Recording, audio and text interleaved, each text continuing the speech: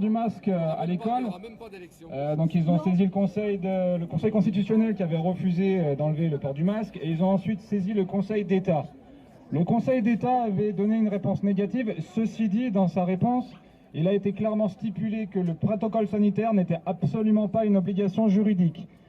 Je cite, donc le Conseil d'État a jugé de manière surprenante à son considérant que ce document est destiné à rassembler des règles de bonne conduite et à fournir des recommandations pour favoriser, notamment auprès des personnels, des élèves et de leurs parents, l'application au niveau de chaque établissement accueillant un public scolaire des prescriptions émises par le ministère des Solidarités et de la Santé au vu des avis rendus par le Haut Conseil de la Santé publique ainsi que sur les dispositions législatives et réglementaires en vigueur. Par cette décision, le Conseil d'État démontre qu'un chef d'établissement ne peut pas se cacher derrière l'application du protocole sanitaire dès lors qu'il s'agit d'un guide, d'une invitation, d'une explicitation à appliquer les règles sanitaires. Il n'y a donc aucune obligation juridique pour ces institutions. Donc, je vous invite aujourd'hui à aller voir des personnes qui sont juste à côté de la voiture blanche. On a créé un papier qui vous permet, quand vous l'avez rempli, de le mettre dans le sac de vos enfants. Et lorsque les institutions, que ce soit la direction ou les enseignants, vont demander à vos enfants s'ils sont d'accord pour la vaccination ou s'ils veulent même se faire vacciner, eh ben, ils pourront sortir ce papier et dire eh ben non, moi je suis pas d'accord, mes parents sont pas d'accord et vous avez absolument pas le droit de violer nos accords parentaux. Voilà. Un petit message tout à fait pacifique. Au nom de la liberté d'être vacciné ou pas, c'est dans le respect de tous et de chacun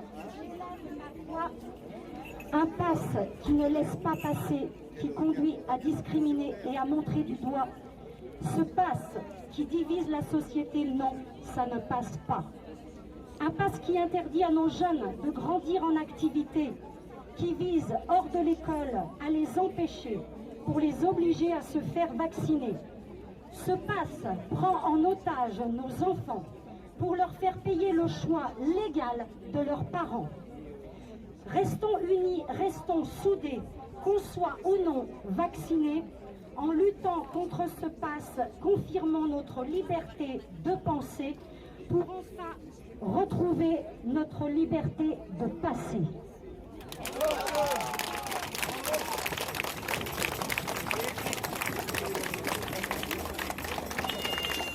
Juste un petit mot, parce qu'il y a encore beaucoup d'autres choses à dire. J'entends beaucoup d'entre vous qui me disent oui, mon enfant va être obligé ou va être obligé de se vacciner pour pouvoir aller en compétition ou dans ses clubs ou faire ceci ou faire cela.